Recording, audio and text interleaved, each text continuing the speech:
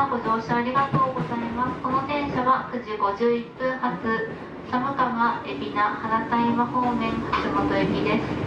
熊内京到着時刻をご案内いたします。途中の寒川には10時1分、海老名には10時27分、原田山には10時43分、中田橋本には10時57分の到着です。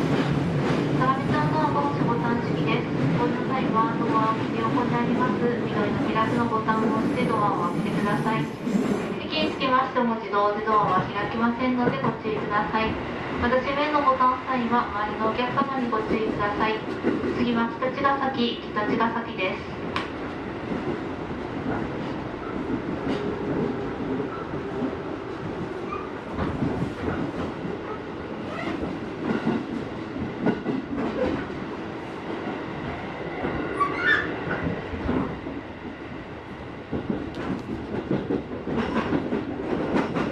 まもなく北茅ヶ崎です。お出口は右側です。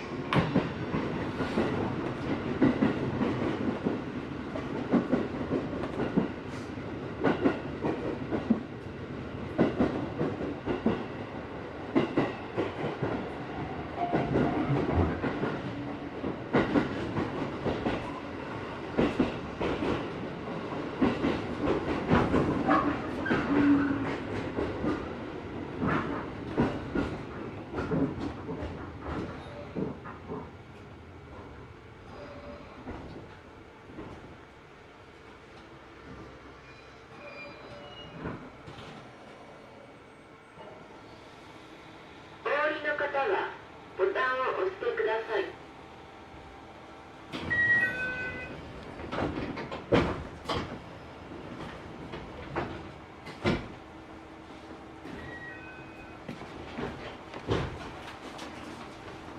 北茅ヶ崎では55分の発車です。発車まで2分ほどお待ちください。